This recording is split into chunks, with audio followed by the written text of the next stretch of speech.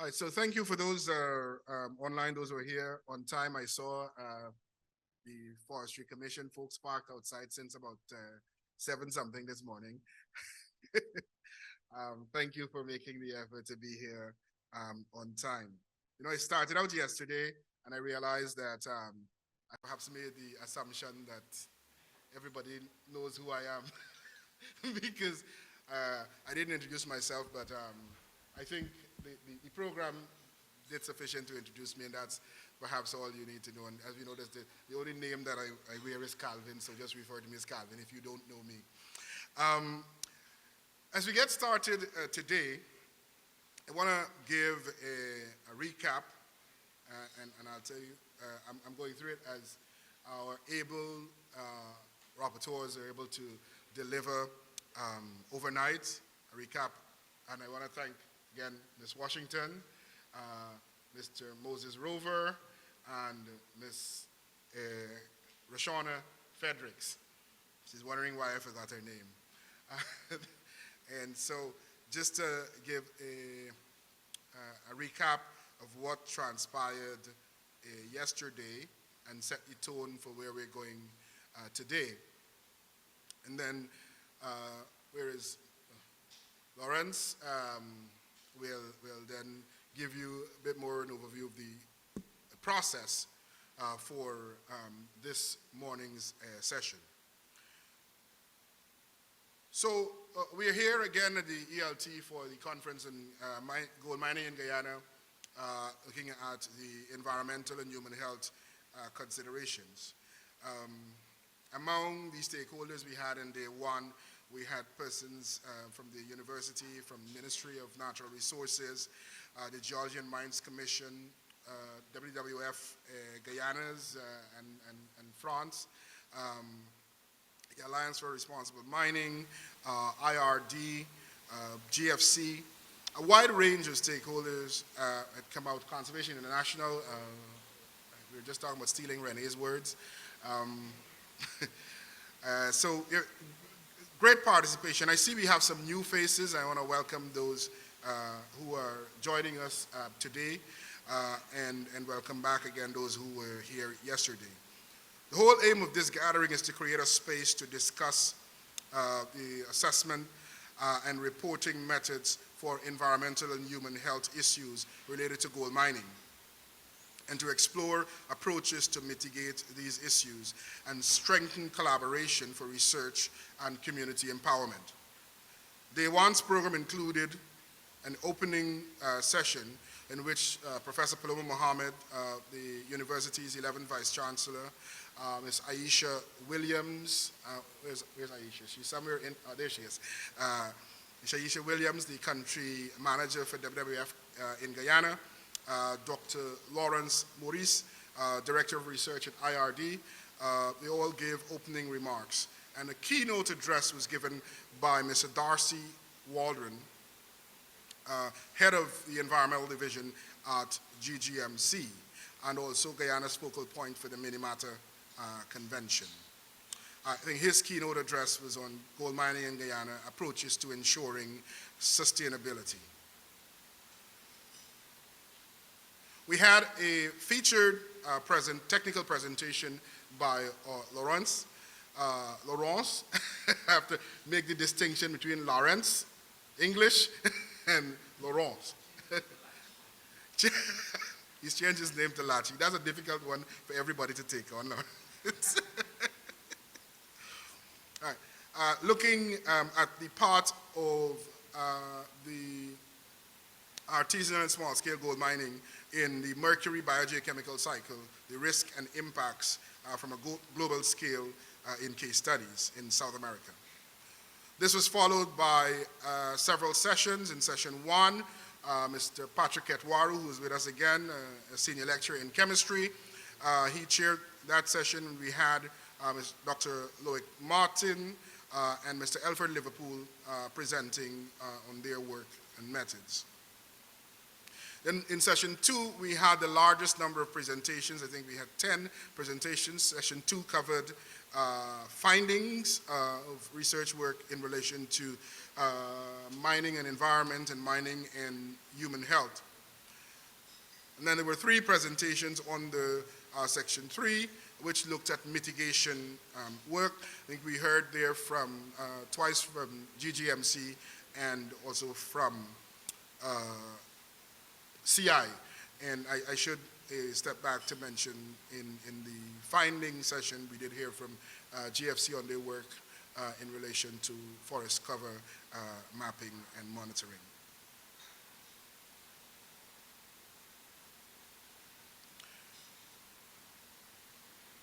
In the first session on methods, it included a comprehensive examination of the different methodologies used in mercury analysis, and it provided insights into the ecological and human consequences of mercury contamination stemming from mining activities. The sources were thoroughly analyzed, including the examination of methods of exposure.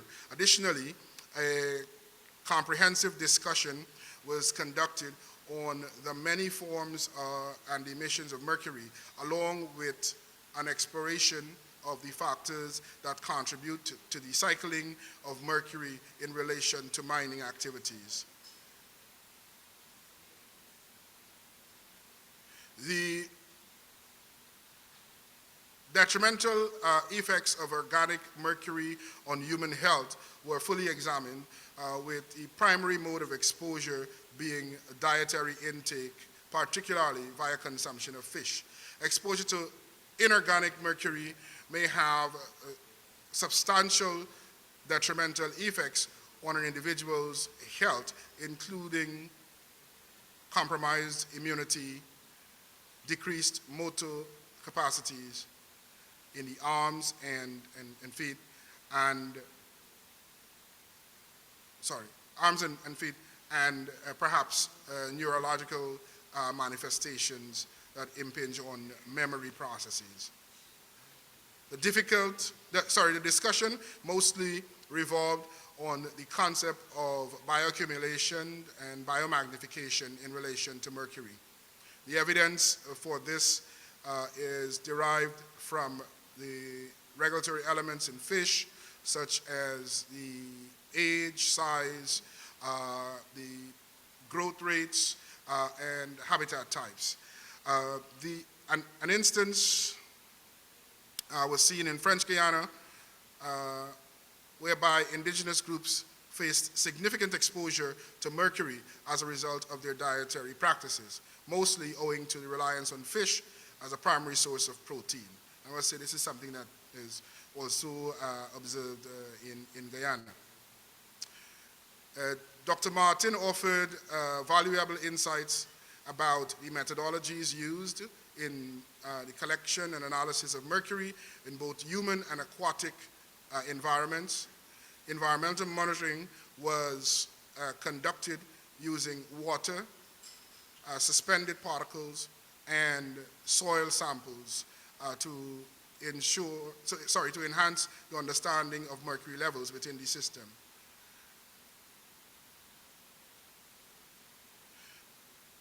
The research conducted by Mr. Liverpool focused on analysis of the carbon, nitrogen, and mercury isotopes in the middle and lower regions of the Mazaruni River. Specifically, the study examined both places affected by mining activities and those unaffected by such activities. The integration of these factors facilitated the attainment of an extensive understanding of the mercury levels within the ecosystems and how the food chain relates to the movement of mercury within the system.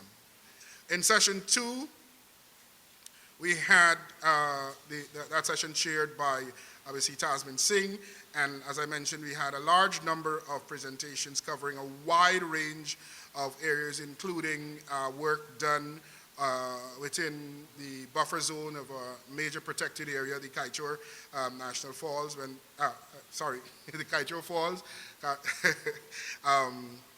Kaichor National Park, and in work done on a wide range of types of samples. We had a group on environmental samples, another one on biological samples, including crabs. That was, most of the times we study fish, and we're familiar with what's happening in fish. It was interesting to listen to what the findings were in relation to crab and how that connected back to the communities. We heard also, as I mentioned, from the Guyana Forestry Commission on their work monitoring the impacts, and it was a very informative, insightful presentation for us to get an understanding of the kind of work that they're doing in GIS monitoring, remote sensing, and using that to be able to determine where we're seeing deforestation, and particularly noting that there's some level of responsiveness, integrating data sets across agencies to ensure that there is enforcement of laws in relation to mining. In session 3, we had a presentation by Mr. Edwards, running across here, highlighting the 4 key areas being explored in their efforts for responsible mining in Guyana, which looked at defining the goal or the mineral source, the efficient mineral processing, and reclamation and marketing. We also heard from Ms. Tom from the GGMC talking about their work in mercury-free mining and trying to reduce the use of mercury while still having efficient recoveries. And then from Mr. Godfrey Scott talking about mainstreaming mine reclamation. We had an interesting discussion on this. I think he presented more of their work on the CAP study, but the work in moving miners into a sense of responsibility for closing out mines, it's very interesting and encouraging. And it was good to know that their efforts already sort of afoot within some mines operations as it relates to reclaiming. Among some of the key themes that emerged from day 1, and I'll just make a couple of points here, were environmental responsibility, sustainable and safe environment, sustainable economic practices, piloting and testing of mercury-free technologies, the protection of people and the environment, challenges and benefits of the mining sector, and the promotion of the use of economically and user-friendly technology, in particular in relation to replacing the current practices which involve mercury. Some of the concerns raised included the health and safety issues in relation to the mining sector. And yesterday I wanted to pause for a sec and just recognize that I think just the day before, we had a report of 14 miners in Suriname that were killed when a mine operation collapsed. And we are familiar with some of those reports in Guyana, though I don't think I've ever heard one to that scale all at once in Guyana.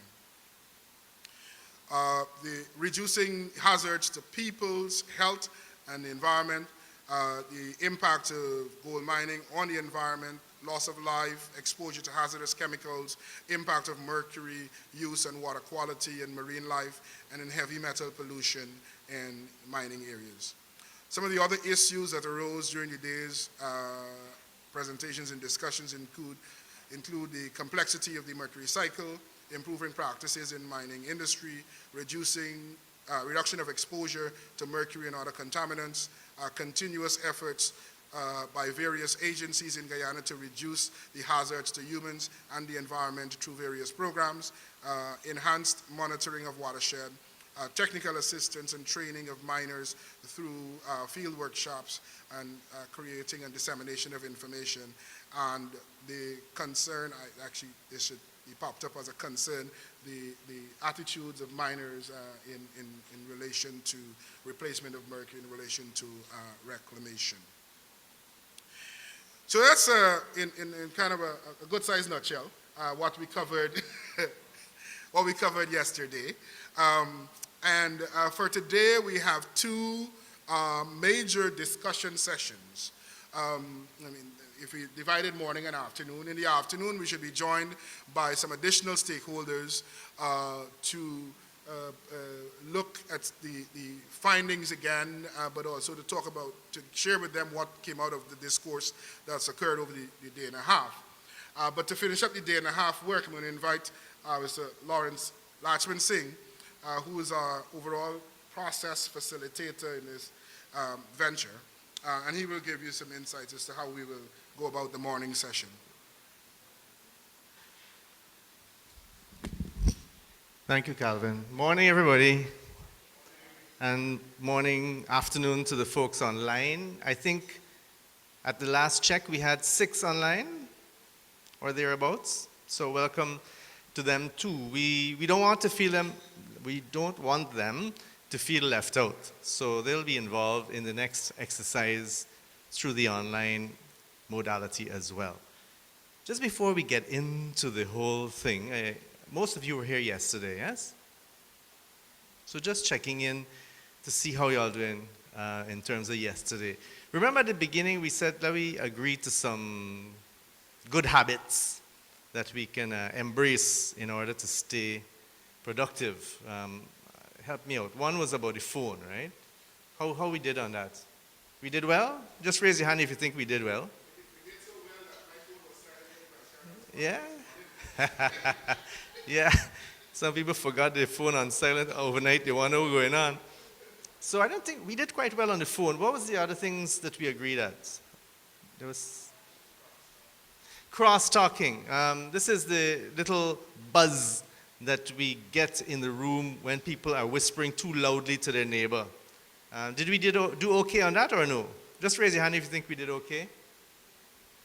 Not as many hands. Not as many hands. So y'all were guilty of something yesterday or what? What's going on? I know it was a long, long day, but I hope you feel rewarded in terms of the content of the presentations and the richness of the academic rigor that was on display. Was there anything else? I know Aiesha had helped me to come up with the list. Was there anything else on our list of good things to do as healthy participation? We got the phone, we had the cross-talking. Oh, punctuality. How did we do on that? Some people chuckling. I know we ended late, right? About 30 minutes late. But overall, maybe a 5 out of 10, 6 out of 10, 7. Thanks, Alex. Trying to be scientific here, but I'm not as scientific as you guys. Cool. So it sounds like we kind of did okay. And now that we've been reminded about our commitment, I think we're well set for today. You noticed that we've changed up the layout of the room. We'll probably get rid of some of the extra chairs so it don't look so empty, like people don't like this conference. They didn't show up. You see how much empty chairs we got. No, it's not like that. It's just that we put too much chairs out, so we're going to have to clear some of that, but that's fine. My co-facilitator is not here right now. Some people said he was a little bit rude sometimes yesterday. I spoke to him last night. He said he'll try and do better today. Especially if we're punctual, he will be very absent. But later today, I'll introduce you to another co-facilitator. I think you're going to like him a lot more. Now, moving forward. Today is the day when we do much more interaction. We have much more discussion about stuff that's been presented, things that we have heard. And if you check your agenda, you'll realize that we're actually on the last page, right? We're on day 2. Alex is very keen. He's already got day 2 up. He's probably scratching every session as we go through just to see how we progress in. If you look on your agenda, you'll see that all of this morning is dedicated to facilitated discussions. And I will outline shortly what that is about. But basically, we are looking to interrogate the findings that came up yesterday in all of those presentations.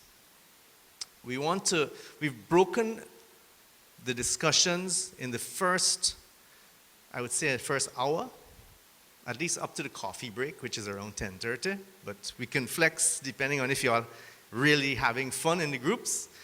And we have these 4 tables.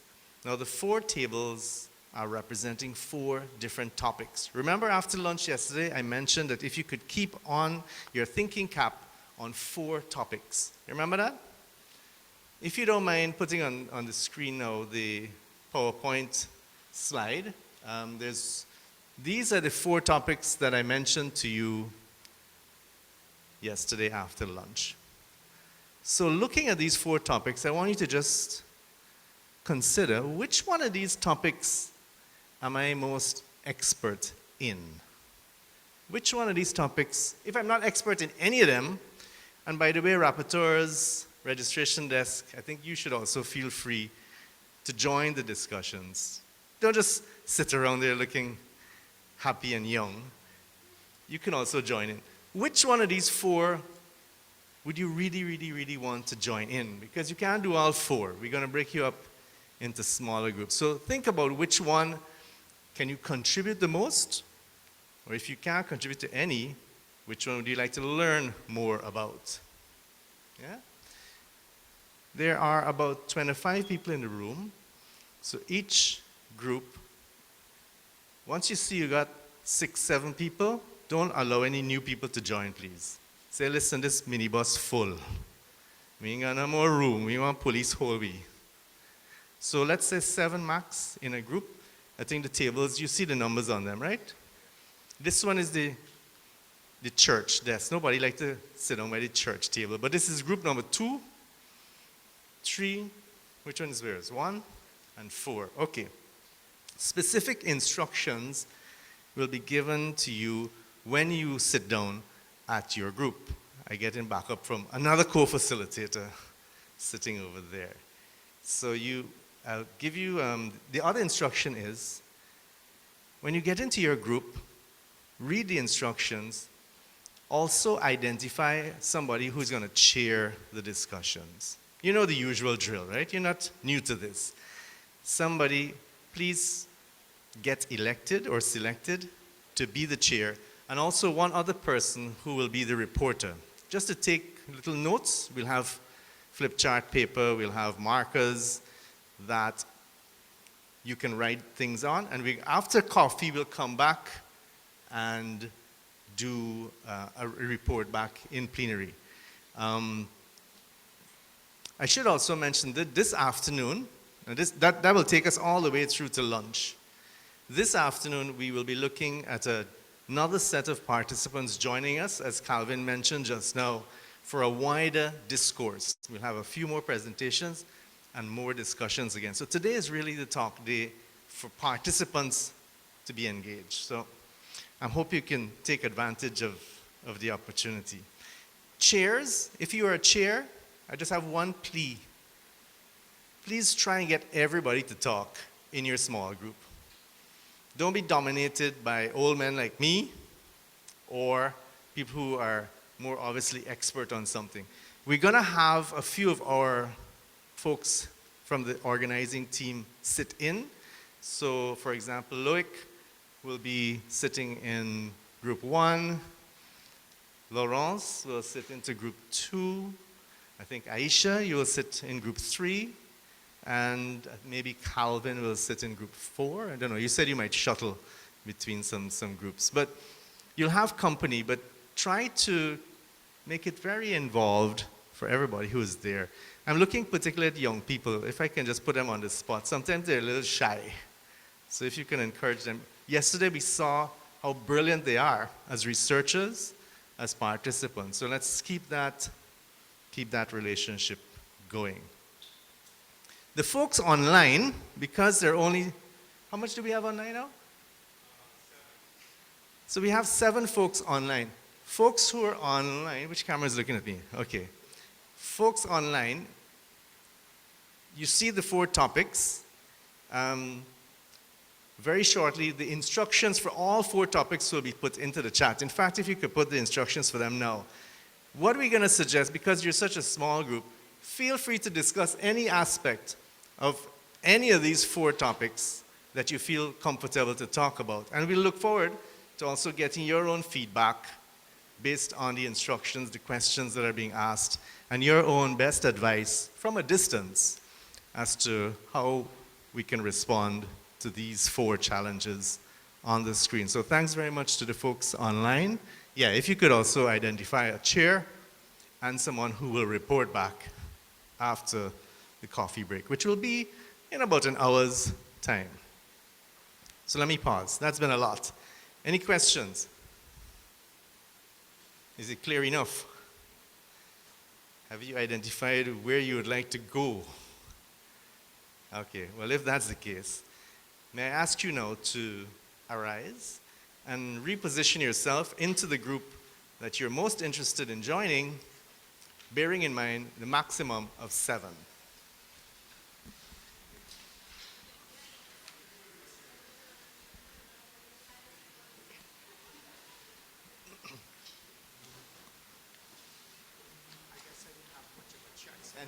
No, sorry. I forgot to mention you were also volunteered for group number 1. Here are your instructions.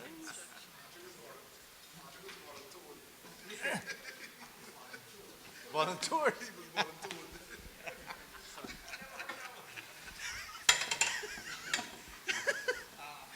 Laurence, I don't know if you know Dr. Fox. This is Dr. Dawn Fox. She's also a chemist and she's our head of department. Lovely to meet you. I've heard the name. It's a pleasure.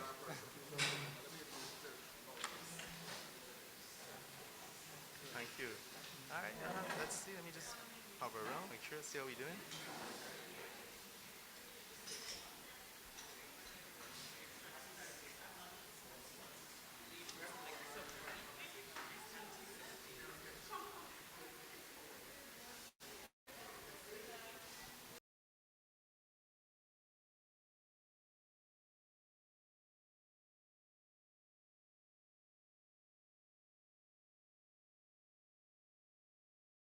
Time flies when you're having fun, but also when you're having tea. So, no. We have gone 10 minutes extra, but that's okay. I saw lots of networking. My guys are ready for us in the lab if you want to go. So you got to present first? No, sir. Okay, well here. Or we could maybe announce the presentation. Well, till lunch. But if you want, we could start with your group. And then you can go. Okay. So between now and lunch, we want to do a few things. One, each group will have 5 minutes to share their own wisdom, what they came up with as regards these 4 topics. After each group, we'll allow a quick back and forth. If any of the other groups have any questions or comments on what the group said, we can do that right away. So we go from group to group to group. And after that, whatever time remains, we'll have an open floor discussion. Everybody cool with that?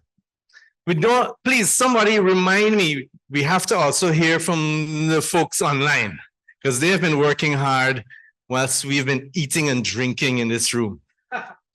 So to get us all started, let's start with group number 1, which focused on, well, that's gone now, but they focused on standardization of methods and technologies or something technical like that. So please welcome group number 1. Thank you. Good day, everyone. Our group had to come up with standardization of methods and technologies for mercury assessment. But what we started our discussion with, or what we felt more critical, is to define standardization. What do we really mean by standardization? And you wouldn't believe the discussion at that simple question spark. We spend most of our time thinking about it and coming up with suggestions. So what we came up with is that for standardization, we need a whole system approach. When we think about standardizing methods and technologies, long before we get to the instrument, things can impact the validity of those results. So we wanted a whole process approach to standardize from the moment you collect your samples. So sample collection, storage, transport, and we don't have to reinvent the wheel. We just have to make sure that we have best practice and that we actually do the practice. And then sample preparation is also something that people don't think about standardizing. But we think that if you don't standardize your sample prep, then what you extract from your sample might not be a true reflection of what is in the sample.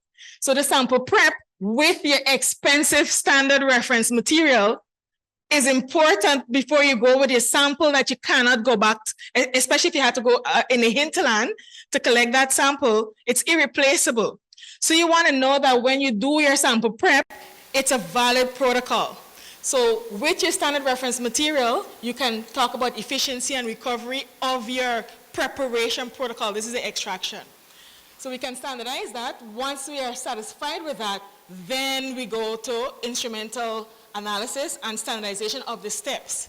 So those of you who do analysis, you might start sweating because we propose that don't ever put a sample in until you calibrate with your standard reference material, check your calibration curve, and then run the whole procedure, your sample prep, everything, with your standard reference material, determine your recovery. If they are in spec, we have to determine what are the acceptable specs for different methods. Then you can dare to go to sample analysis. And even within that, we still have some quality control checks, like drift monitoring. A simple drift monitor is your calibration every 10 to 15 samples. And not only drift monitoring, but also making sure that your calibration is still valid. So that for that one, you need your expensive SRM again, right? With that, at that point, we realized that this is a task in itself. And I think it would be a better contribution to the community to get this done rather than going individual methods, because these are well-known, well-established. This is not the comprehensive list, but these are the ones that we think we can focus on. And then the big question, yes, this is a wonderful dream, the whole world with the best protocol, and we're all doing how? So we realize that it will require an international collaboration, maybe an MOU among several laboratories participating, to firstly come up with this, come up with our whole system standard protocols, test them, review them, maintain them, help, allow us to compare samples, and then we can help each other to maintain, review, and improve.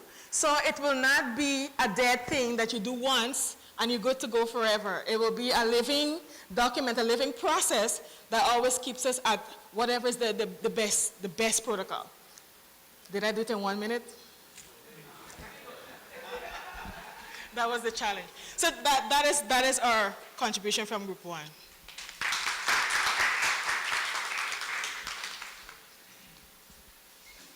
Well, you set a hot pace for the others. Anything to add? Y'all good with that? All right, cool. Other three groups, any questions or comments that you'd like to raise based on Dr. Fox's reflection? So you have two hands, just Aiesha. Ms. Williams. Aiesha. Just so the folks online can hear. Thank you. Did you discuss also the social aspects, like we heard CAP surveys being done yesterday, knowledge, attitudes, and practices studies being done yesterday? Some were presented, at least two were presented, if I remember correctly. So anything related to the social aspects or socioeconomic aspects you discussed? I will just add this other question here so you can do one response. 1 second.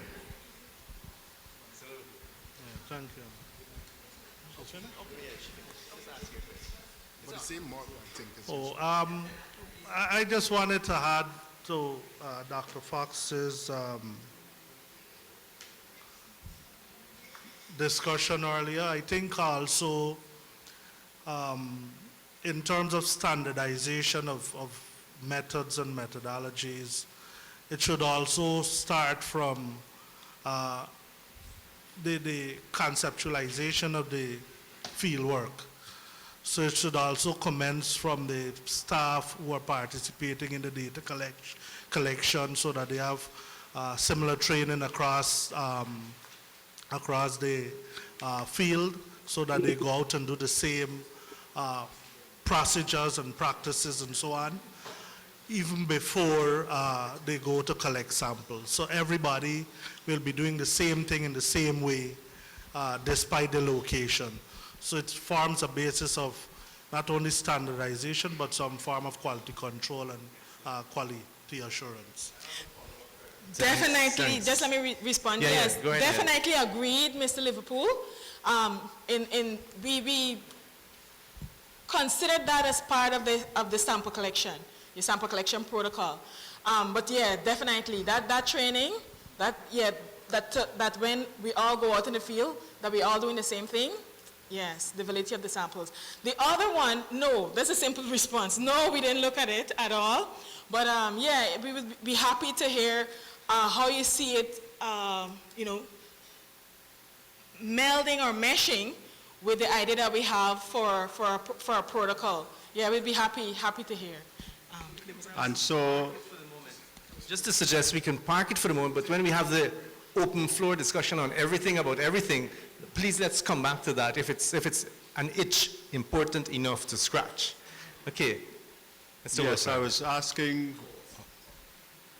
what do you do with historical information that's already well established in published documents and so on?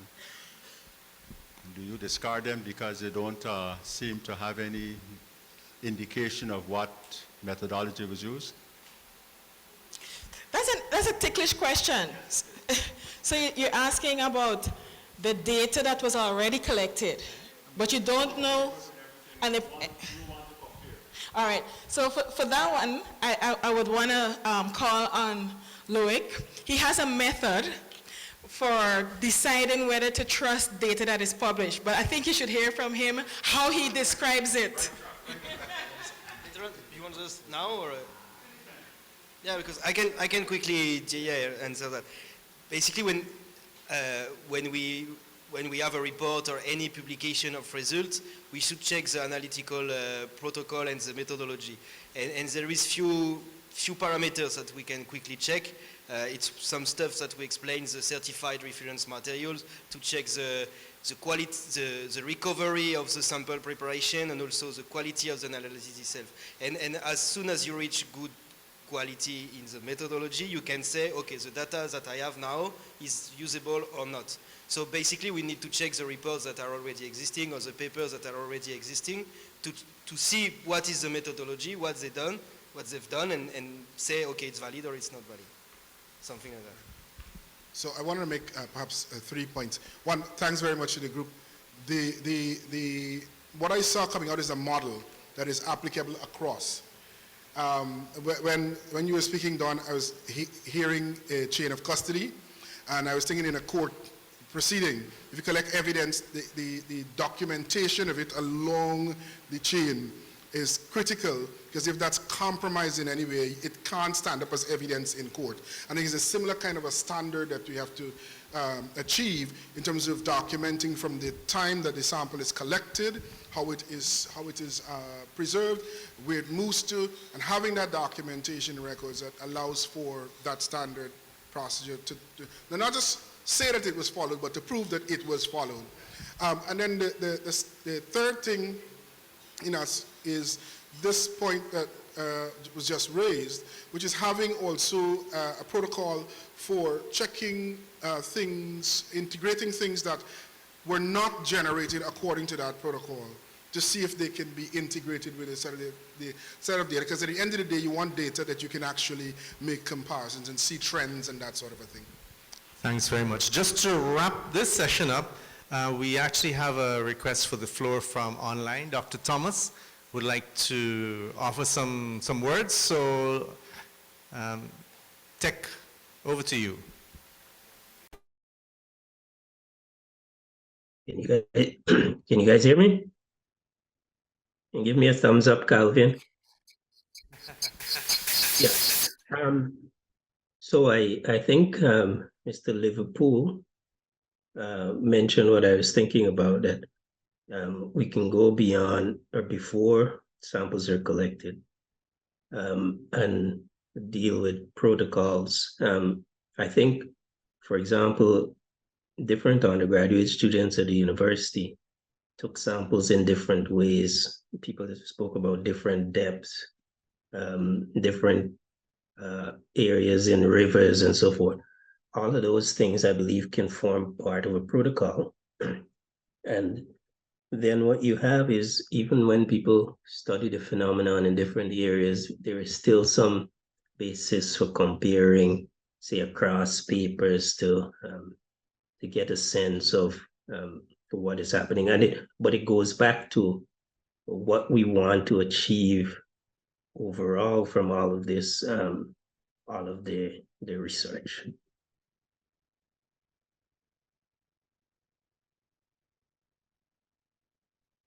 Is there anything urgent to add from this group? Y'all set a really hot pace. You have gold in your lab? Sorry. Okay, excellent. We understand. We understand. So thank you very much. Let's give them another round of applause, please.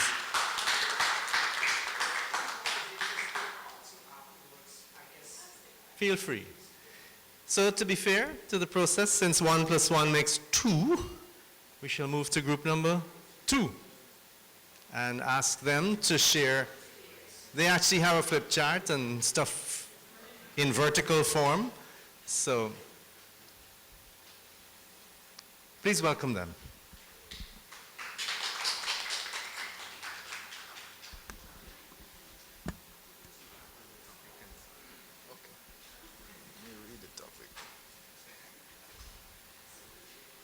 All right, this is the presentation from Group 2.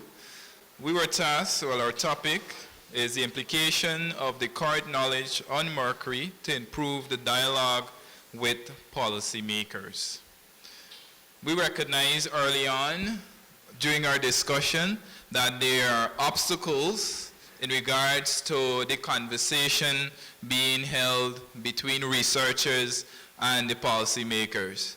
We understand that some of those obstacles would include the discrepancy between basically trying to justify how the long-term implications, based on the research, how the long-term implications or the long-term health implications, specifically with mercury, would outweigh the short-term gains, right? We also recognize there's always an argument in these discussions between scientists and lobbyists, all right? One of the first questions under our topic is, what are the apparent public policies or policy adjustments? And luckily, one of our group members are well informed on the current policies relevant to gold mining in Guyana, and those are listed. The Mining and Regulation Act of 1989. We recognize that the fact that there is 1989 there, indication of it, that it might be outdated. There is also the COP for the use of mercury in mining. There is the EPA Act of 1996. There's also the Pesticide Toxic Chemical Control Act, and we also give recognition to the National Action Plan for the ASGM. So we recognize that there are a lot of policies and guidelines surrounding gold mining in Guyana already, and those were listed there. Now to address the second part, advisable tactics and strategies for dialoguing with policymakers. As you can see, we have a lot more obstacles than levers, but we recognize that, first of all, you need to have these discussions. And some of the strategies we employed was the capacity building,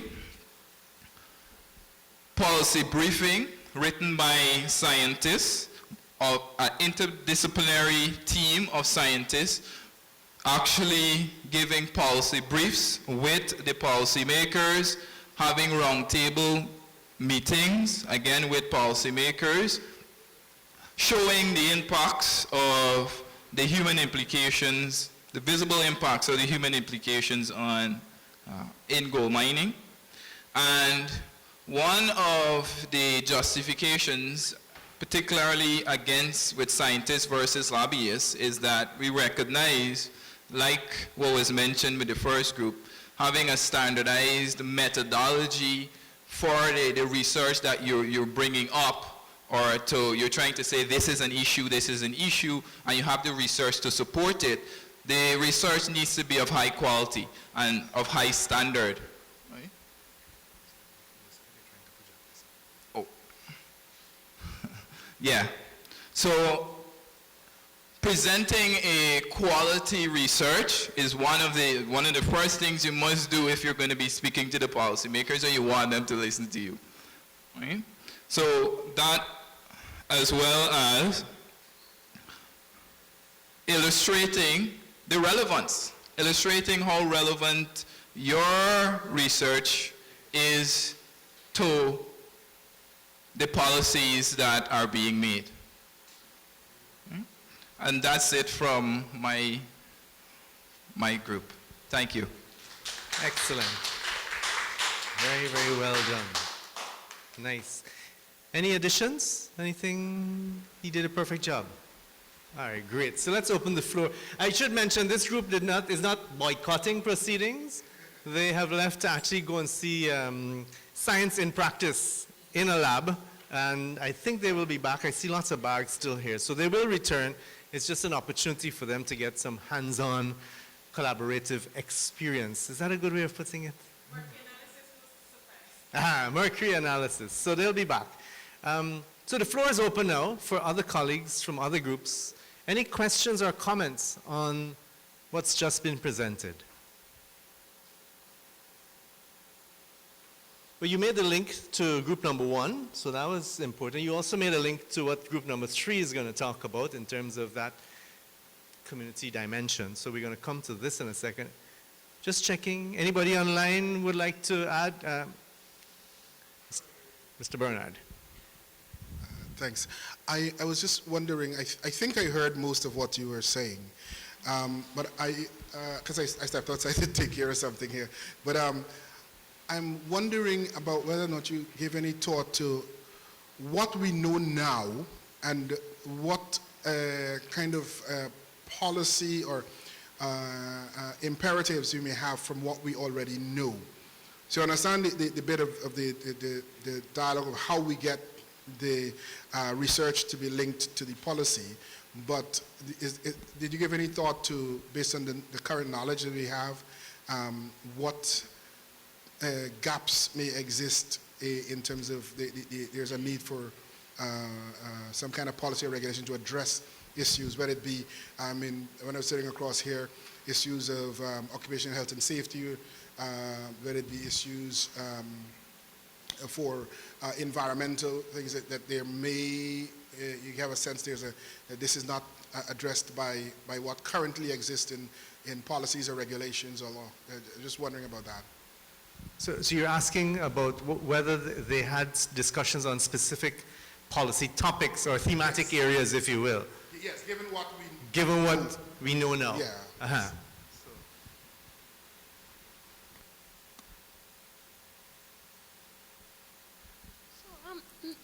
Not really. So we try to look at it in terms of not only gold mining, but the mercury aspect of it.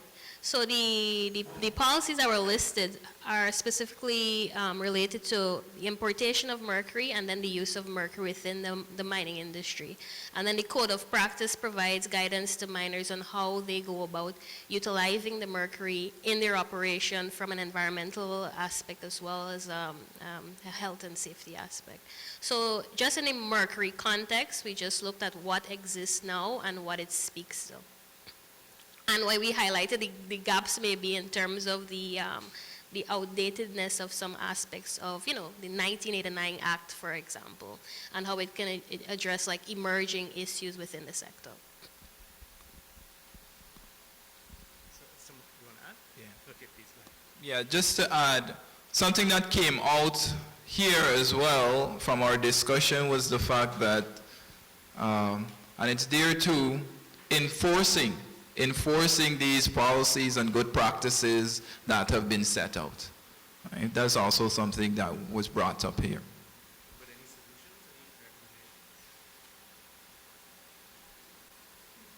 That's the tough part, right? Coming up with the solutions.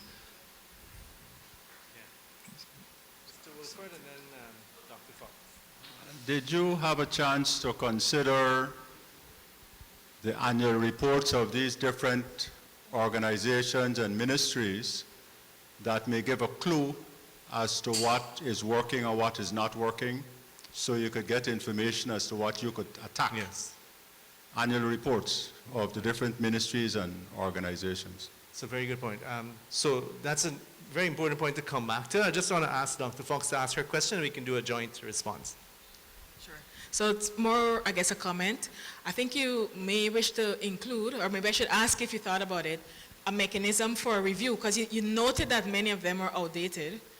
And are they in need of review, and could there be a procedure for the review or the updating of those policies? And then Dr. Thomas had his hand up. Oh, okay. So we'll have a round of responses to those two excellent questions. I don't know if anybody wants to take the lead. Oh, he wants to speak now? Yeah. Okay, good. Dr. Thomas, go right ahead. Thank you. Part of the challenge is that we addressed all the topics online. And so there are comments relevant to everything. On this one, though, we didn't necessarily have the content knowledge, but we were trying to think in terms of how can we be effective.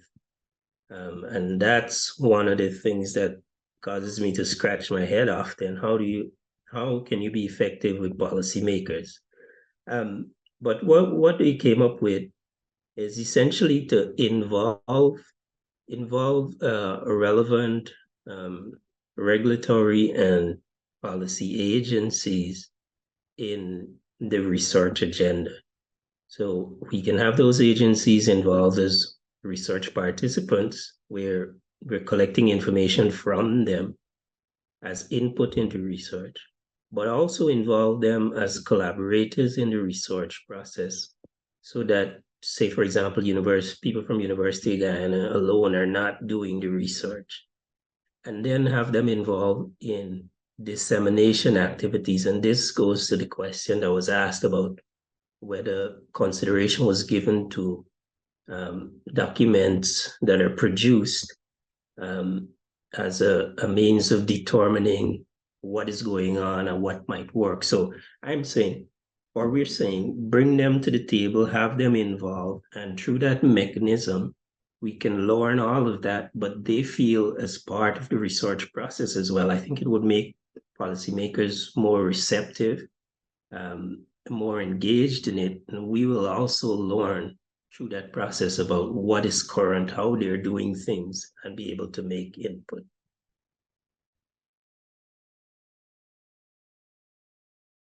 Let's see. I'd like to we have 3 excellent questions/comments. Anybody want to take a stab at any of that? I think the last comment is a good way to ensure that the gap between the policymakers, the science and the policy is minimized. Working together is definitely a good idea. I know, Mr. Wilfred, we didn't really look at the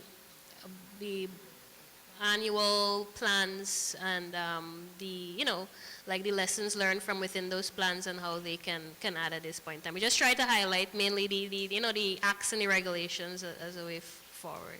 So nothing else from me.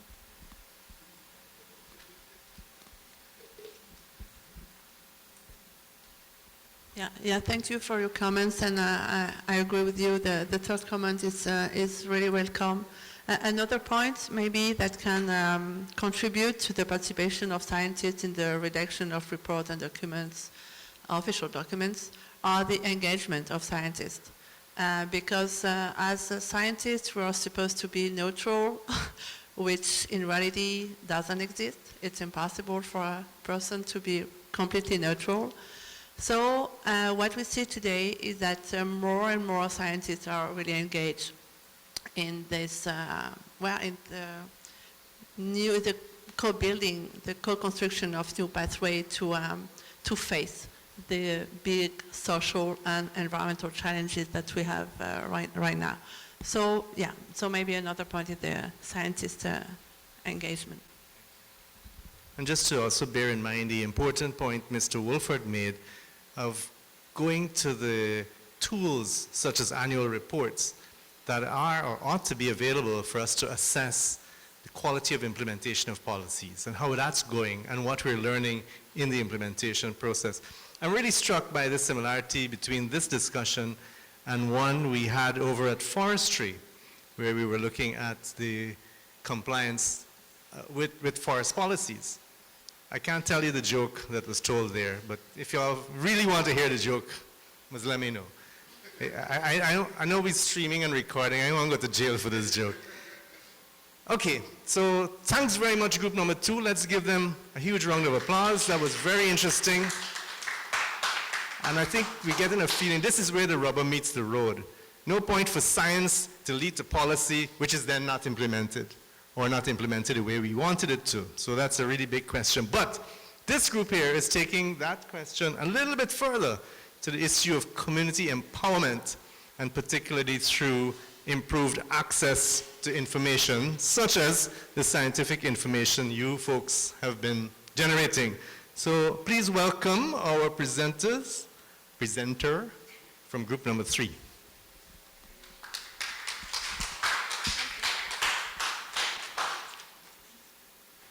Hi, good morning, everyone.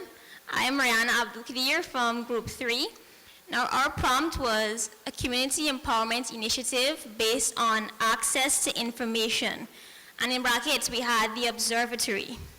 So just to explain a bit about the observatory, it's an existing information hub created by WWF Brazil, and it houses information on mercury, mercury-related information, such as if you click on a specific region or area, you can be able to see the mercury levels within the fish species, for example. So when we were looking at this prompt, and we talked about, we have this existing information, and how can these communities access this information? Now, when we speak about access, we're talking about disseminating already existing information or prepackaged information. So we thought, well, this wouldn't be fair to just disseminate this already existing information without talking about who our audience is. It is important to know your audience. And in this case, we spoke about maybe mining communities or indigenous communities, because we have different audiences. You know, the information wouldn't be relevant to a specific group of people as opposed to the others. So when we spoke about our audiences, we talked about what their needs would be. When you find out who your community is, you can then be able to know what are their needs. You know, in a mining community, are they currently facing a problem where they have improper mining practices? In a community that is dependent on eating fish, are they currently facing a problem where the mercury levels are high in the fish species and they need that information to be relayed to their community members? So it is important to first know your audience, to then know what needs they have. And we thought that knowing their needs can be helped by the existing structures. Now, when we speak about existing structures, we're talking about having a discourse with the NTC, the National Tushao Council, or speaking to the community district leaders so we could know what their community plans are speaking to. And in Guyana, communities are currently preparing between 2023, they're supposed to be finished approximately 2026 or so, but they're preparing community plans that would talk about what are the plans for their community in the next 10 years? What are some of their focus points and areas? You know, where do they want to see work being done? So this would inform us as to, back to my second point, what are their needs? And this would help us to know, okay, exactly what information are we giving to these communities? So when this information is ready to be shared, we talk about how will this information be shared? Because as I mentioned, this observatory is an online platform, and not all of these communities would have internet access, a community or computer system to really be able to see what this online platform is saying. So we spoke about having, whether it be pamphlets, whether it be posters, whether it be in-person workshops, so that this information could be, received by the persons that need it. We also spoke about the technicality of the information. Remember, if it's a mining community or an indigenous community, not everyone comes from a research-based background, a scientific background, where they would be able to understand, high technical terms. So it is important that when this information is, compiled, that yes, the online platform can have all the technical words, but when it's time for the dissemination, we have to ensure that it's at a technical level that can be understood by our target audience. We also spoke to how the information can be used with a specific focus on the education sector. For example, whether it be through incorporating a subject or extracurricular activity or course at the schools, just so that we could be able to target the younger generation students, whether it's primary school students, secondary school students, so that they can already start having the idea of how mercury can be tested in the fish species, because at the end of the day, we recognize that it is important for the community members and the bottom-up approach, then persons from the ground being able to inform this information that's being disseminated. So my point here, the bottom-up approach to inform top-down. We know that it's important for the community members to have a say. They're the ones on the ground, they're the ones being impacted, so they're the ones that can most inform the work that we're compiling, the information that we're putting out there. So we know that it is important for them to be a part of the research agenda. When we're putting this information together, they would be able to help us to tell us which pieces of information is relevant and which ones should be omitted. So we know that it's a constant feedback loop or system where we go to them to know which information is relevant. We put out the information. They can then vet to say, okay, these are new observances, so that it's constantly being updated to fit the correct audience, that it is relevant. Now at the starting, I spoke about this WWF Brazil Observatory. So this observatory will soon be, or is already fed into the ACTO Observatory. The ACTO Observatory is a much larger observatory that has even more information on it because it's for the region. So we'll have water quality testing parameters and more biological explanations for things. So now we're saying this is a broad information hub. So how can this be applied to a local context for like Guyana's communities? How can this information be locally adapted? And so that's why we came up with saying, in order for it to be locally adapted, we have to know who our audience is, what their needs are, and really work with the community members to create the right kinds of information, the well-targeted information, so that we would see the benefits of this information dissemination. So, yeah, thank you.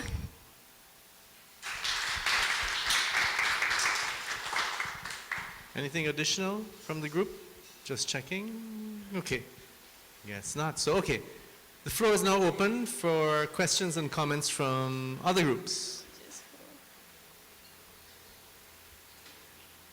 Or maybe whilst people are thinking about it, let me just ask, did you guys look, you clearly looked at education as an aspect for empowerment. So if you don't know, we will help you know.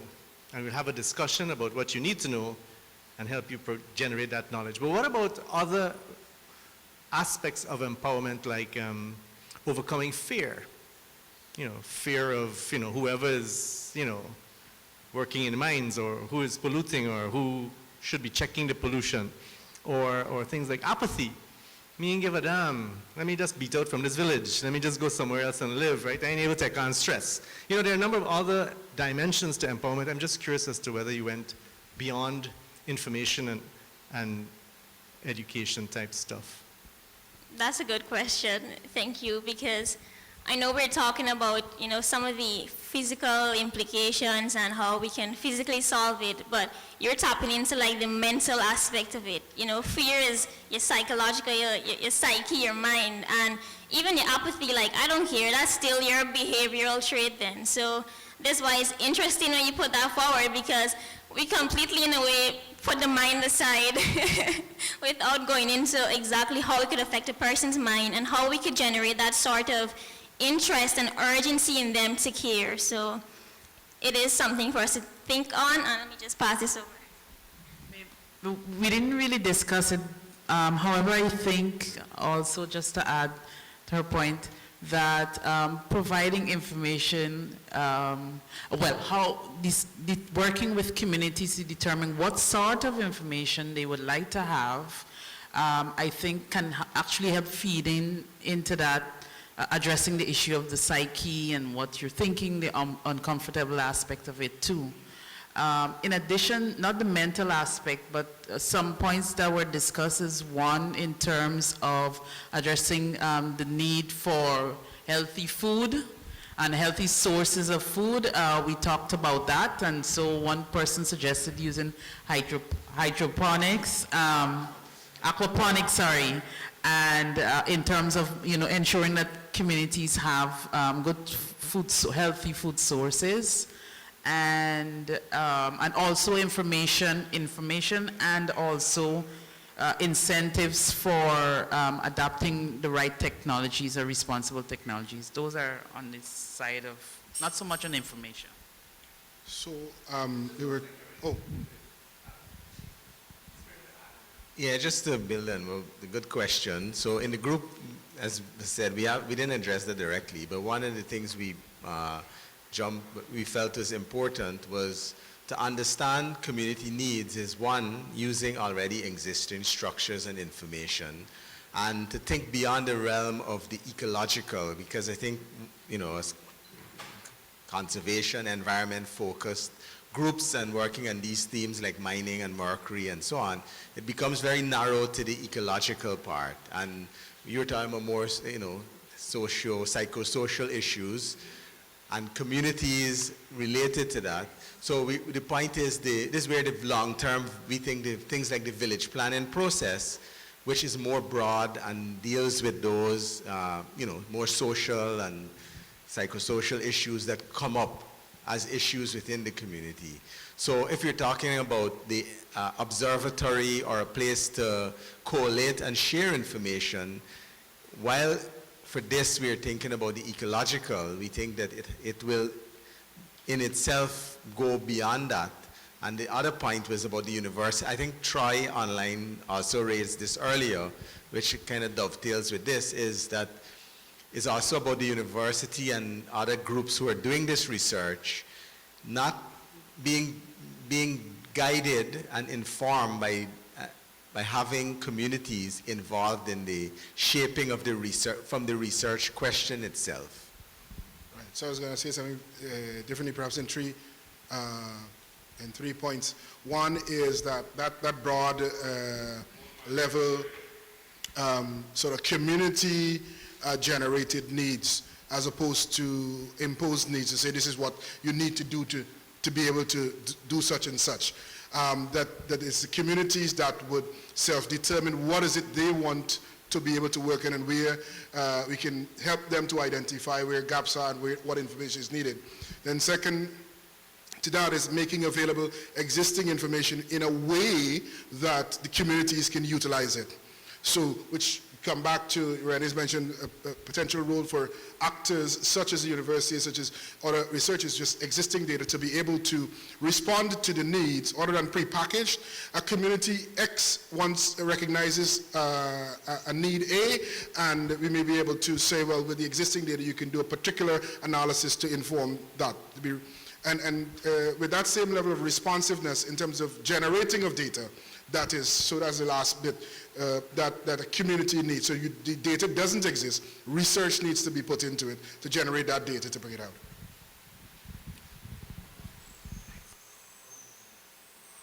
I have an interest in how long it would take for communities to develop the level of knowledge that they feel they have acquired now to make a decision. Am I saying that correctly?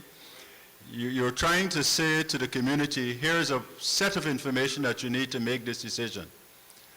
With the background knowledge that these guys have in the community, how long would it take for them to get up to the level where they could make that decision?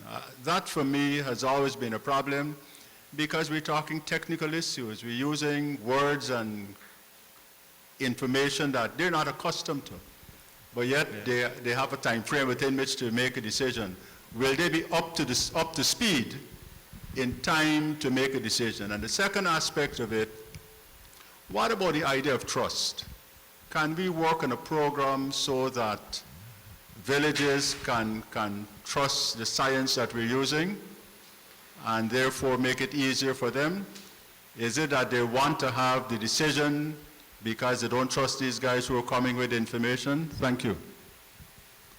So there are a couple of things in that, and one, I would say it's the villages are already empowered through laws, particularly Amerindian villages, and even some of the local communities, if you think about it, once they're fully established, through laws, they have the right to self-determination.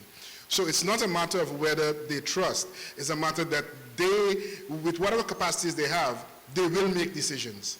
What you're saying is that the decisions, insofar as they are willing to work, and this is not something that could be imposed, but insofar as they are willing to integrate what we're talking about and be able to look at that information to inform their decision making, that we would be able to support that.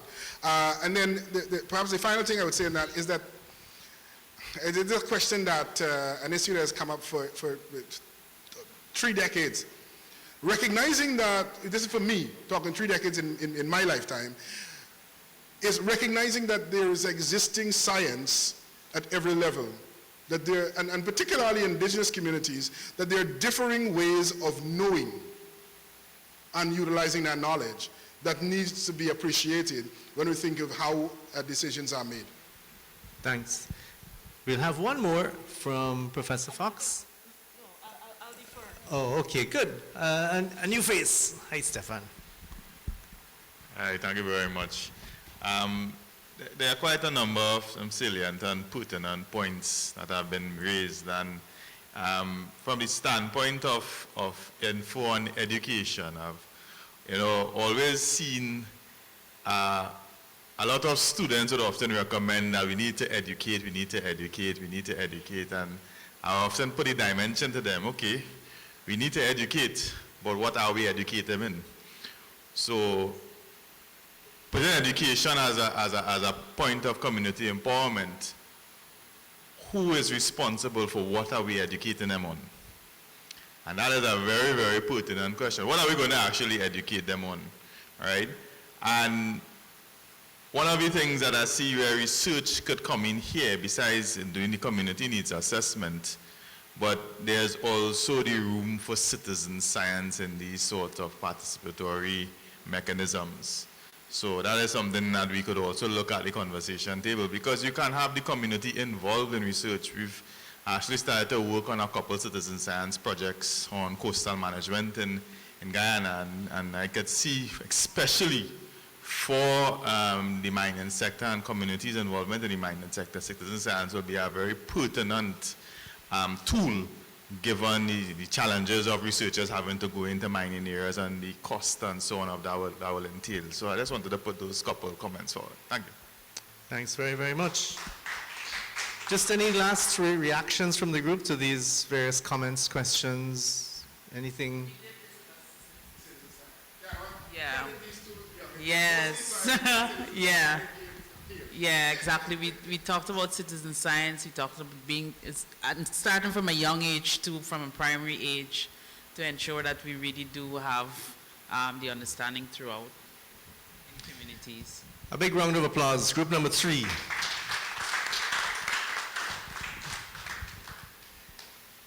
We're going to second to last, because 4 is going to be followed by region number 5 overseas. So group number 4, who is going to lead? Okay, let's welcome them, please. Thank you. Please forgive me if I choose to present here. I'm nursing a minor knee injury. So the less I walk, the better. So our group was tasked with discussing the topic of research and innovation, which I think can help summarize the three previous groups' points very nicely. So one of our questions or prompts for this topic was relating to the key next steps that should be considered when it comes to future research. And we thought about this in the context of physiological impacts, but also how can we avoid that sort of research bottleneck that's happening when it comes to mercury accumulation. And some of the points that was raised was considering naturally occurring mercury in the environment as well, deposit releases. So how do we distinguish between naturally occurring mercury and mercury introduced through mining activities? But then also looking at how mercury is used outside of mining itself. One example that Mr. Wolfsburg provided us was argon and mercury is used in predicting future earthquakes. So do we address that? How do we address that? Something to think about. And then we looked at it in terms of the occupational health and safety. Looking at the human health aspect and our health ministries, how do we incorporate research and capacity building into detecting mercury poisoning, how to address victims of mercury poisoning, adequate reporting and documentations of cases of mercury poisoning and accumulation, and using that data to help determine high-risk areas, low-risk areas, deriving variables that we can use to test for future research areas, all in relation to mercury health and accumulation within our environment. So, how do we approach the policies, or what recommendations can we provide in terms of innovative research technologies and ideas? Well, for the first one, regarding the natural accumulation, we would recommend ways to detect lower or pre-existing levels of mercury and incorporating these methods to better sensitize mercury release into the soil. There was the example given of mercury depositing downriver and perhaps introducing mercury dating methods in a similar way that you could do carbon dating to see how long that mercury has been there, how much has accumulated over the years, and having some sort of baseline established of when this becomes an issue long term. So this can be in relation to after the mining has finished and everything is done. Areas of particular interest that was raised by my group members included areas in Madhya, Omai, the lower Essequibo region. And it starts with the basic question of how to clean up the mercury years after the mining and disruption would have been completed. On the second point with the health and occupational safety, there is some information that exists in relation to urine and hair sampling for mercury testing. And we would say we don't have to reinvent a system or remake the wheel. We can build upon that by developing a proactive approach, using that existing information and continuing those outreach and monitorings, continuing those exercises and data collection through the urine and hair samples, and even additional samples that you can take to create a sort of monitoring and evaluation system that can incorporate that previous data. What that will do is will help to establish trends. How it has changed, if it has changed, has it increased, has it decreased, where are the key areas that it's affecting, who are the key people that they're affecting? Are these people with pre-existing conditions that makes them more susceptible, or is it more randomized? With this, we can potentially pinpoint areas of interest and develop a sort of risk analysis, high risk area, medium risk area, low risk area, and that can help inform future research endeavors as well. So we have a sort of cross-sectional evaluation where we take into consideration the health ministries and research institutes to come together and make, the saying, more hands makes the work lighter. And then And this ties in well with the community work that Group 3 presented. We were asked, will we discuss the idea of when we go into communities and we discuss, you know, such and such is showing levels of mercury, this fish is showing levels of mercury, this wildlife species, this tapir, this bush hog, whatever the case may be, we need you to stop eating them. That's a big no-no. You can't tell someone to stop doing it, especially if it's part of their culture, their tradition. And awareness and consultation must be included across the board for every research activity that we're hoping to implement. That way we provide the information and the alternatives for these communities to then, so they then can make their own informed decisions.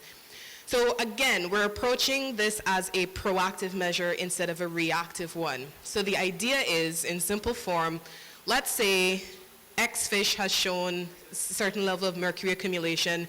We go into this community that uses this fish as either their main or major protein source, and we tell them, you know, this is what we found. We would like you to consider the possibility that this may develop in the future, 10, 15 years time, it may become an issue. We want you to be prepared, but we don't want to tell you how to prepare. But we want you to have the information and the tools to prepare for yourself. And the only way we can do that is by having sufficient data on these wildlife populations, knowing how mercury is moving, how it's accumulating, and alternative measures that we can put in place. Another example that my group provided was the substituting of predatory fish to vegan fish, so fish that consume vegetation instead of other fish, so you reduce that bioaccumulation aspect in your fish. So these are things that we can present to the communities and then have them decide how they want to move forward. And that pretty much sums it up. So thank you.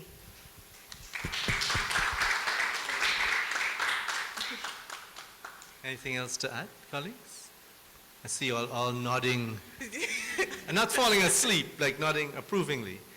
Excellent. So, floor is open for any questions, comments from other participants.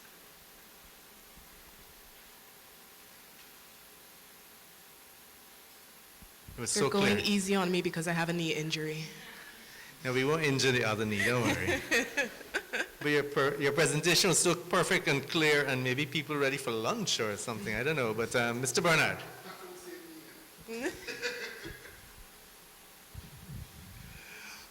So two things. I wonder about any thought that you give, because I was partly over here too, right? About the need for understanding mercury better within the ecological context, within our freshwater systems. That's one. And two, if you were to say like 1, 2, 3, 4, whatever number, what would you say are the X number of areas for research or innovation, very distinct areas that you say we should work on? I wasn't getting, maybe I missed it, but I wasn't getting that as clear, to have something that's fairly well defined as this is an area that we need to put some attention for research, or this is an area that we need to put some attention for innovation.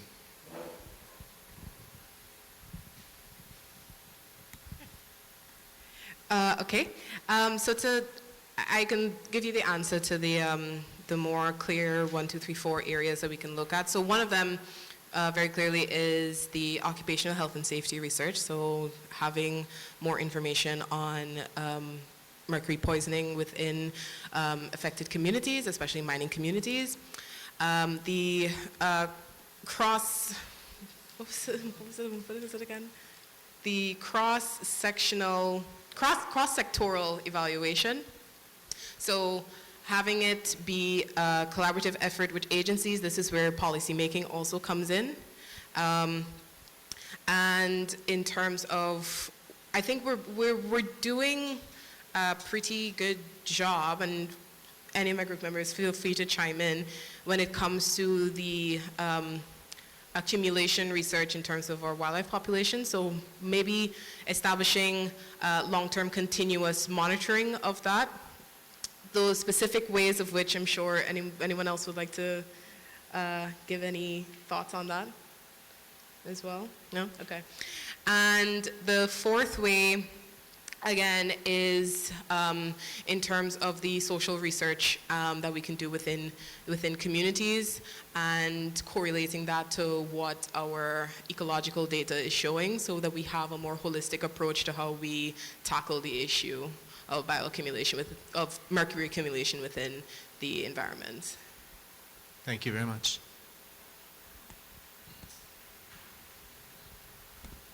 Thank you. Thank you for your brainstorming and for the presentation. So it's pretty clear and you have very detailed points for developing new research, but I was wondering, it's just a comment. I think that it's also important to think from now how researchers can work in interdisciplinary group.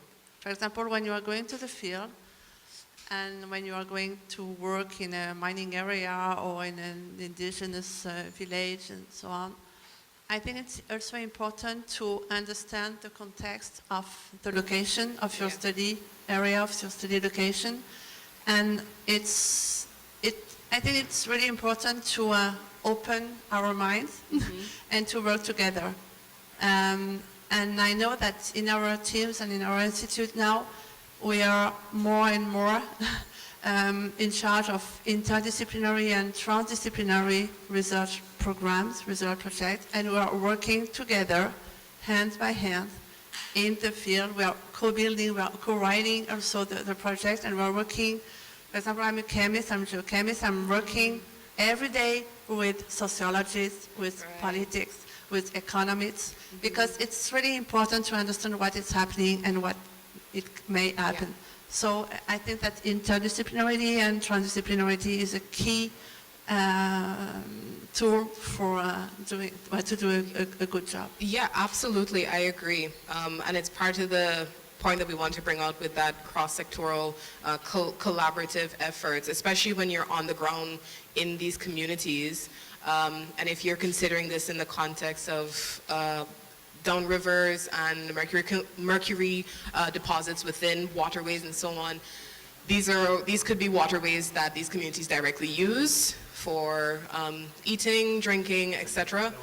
And it's very important to have a sort of not just biological, scientific aspect, but also have the sort of humanitarian mindset when we're going into these situations and having that collaborative approach. So definitely, if it's, yes, the research can be about mercury and have a chemistry base, but we definitely should not consider the social side of it as well. So excellent comment, thank you.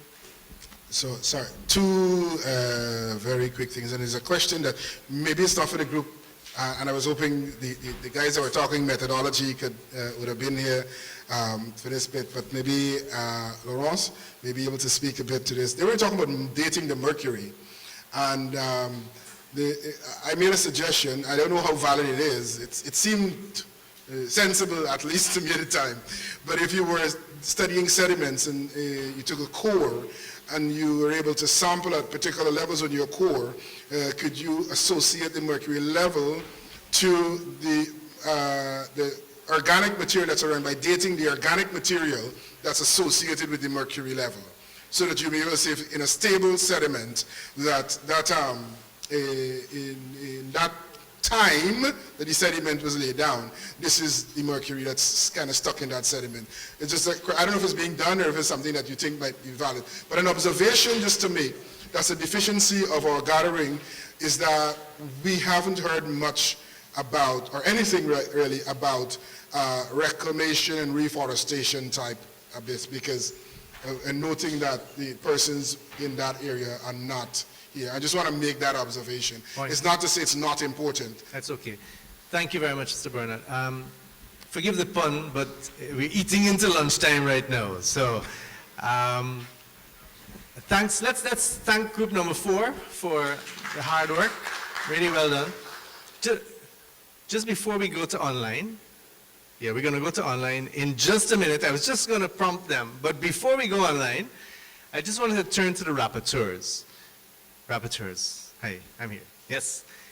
This session here is, in many ways, sort of the mother lode of this conference. It's where we are mining the gems of ideas, comments, insights. And so I'm looking at you now because, and particularly Ms. Williams, who's doing a synopsis right after lunch.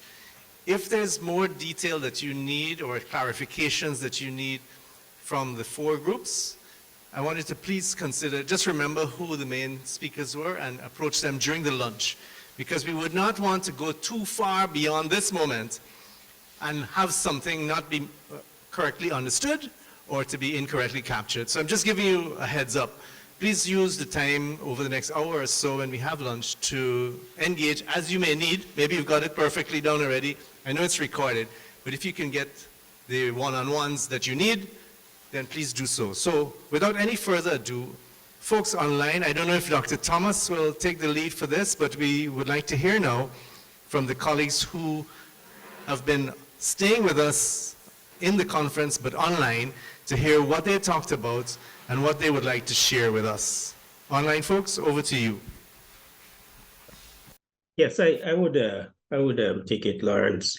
And just to take some of the pressure off, I would only address the research element because what I did along the way with those interjections was to mention some of the ideas that were discussed online, but which might not have been mentioned explicitly. So if something was already mentioned, I tried not to repeat it. So the only thing I would talk about now is the research aspect of it. And to some extent, these points were raised, but perhaps I would approach it from a bit of a different perspective, and probably with a little bit of different language as well. First of all, I think we do need what I would call a household panel survey. And I use survey a little bit loosely because I'm thinking there should also be a qualitative component to it. But this means it's a data collection exercise that is ongoing, that you engage in it at regular intervals and you compile that data, but you're also not only collecting at regular intervals, you're tracking the same individuals to see how things change and are developed over time.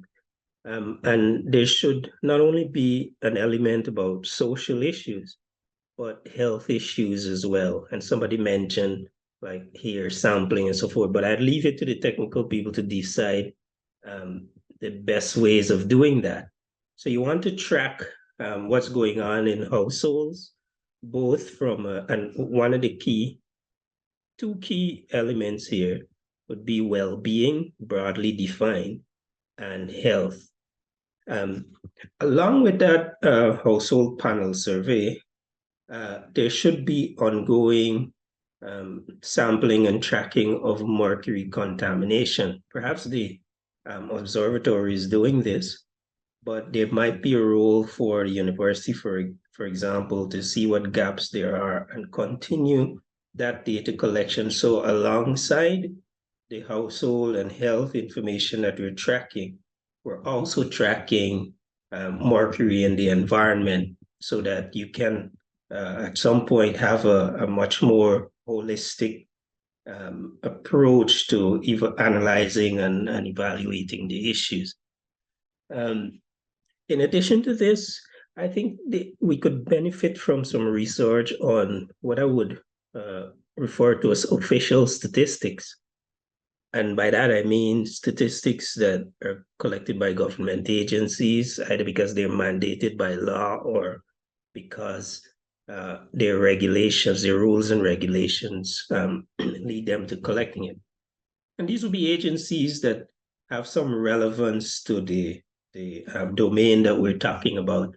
I don't know what will be involved in that kind of data as yet, but I think it would have some relevance to the whole issue and allow us to have another perspective on what is happening, what are some of the results, what are initiatives being taken. It could be that they're counting how many operations are in certain areas. I just mentioned that as a simple thing.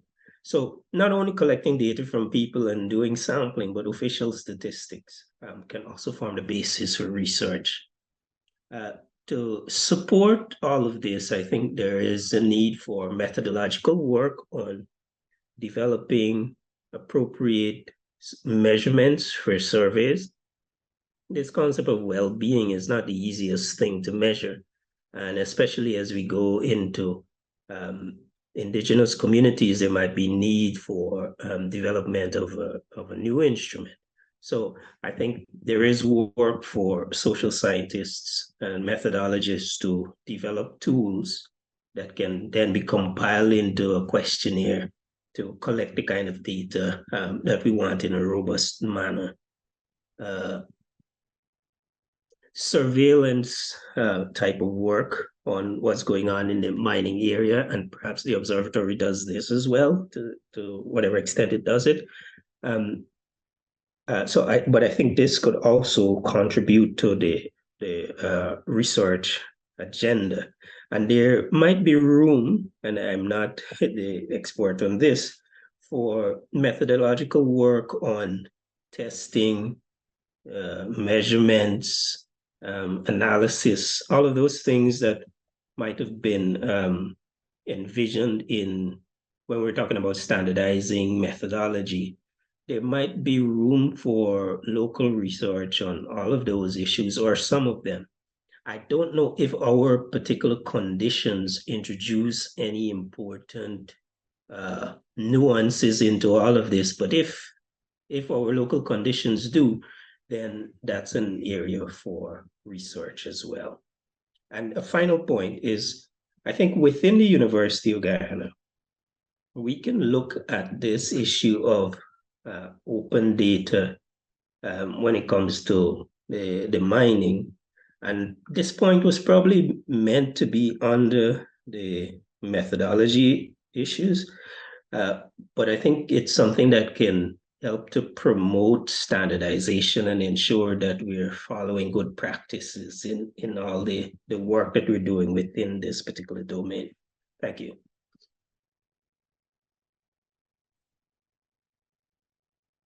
I think it's a new dimension to the transparency of data and how that can be a strategic contribution towards the usage of knowledge and information by just making it more accessible, including the raw data sets.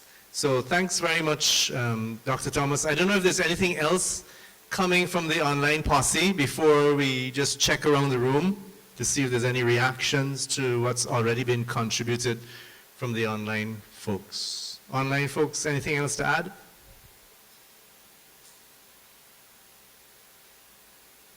Okay, we'll take that as a no. Any reactions to what Dr. Thomas just added to the conversation? Clear enough and wise enough. So thank you very much. Dr. Thomas and all the colleagues, thank you very, very much. I think we bring this session now to an end, not just because we're over time by about 15 minutes, but because the food is here also. So for now, I don't know if you want to add anything. I just wanted to say, let's go to lunch. We'll cut the lunch just a little short. You still have a good 40 minutes or so. We come back at 1. And as I said before this morning, we come back for a wider discourse with a few presentations and back to discussions. But the discussions this afternoon will be in plenary. We won't go back to small groups. But you've got the tables. You can have lunch on your tables. No, you know what I mean. You can use your tables to have your... So on that point, the session is closed. Please enjoy your lunch.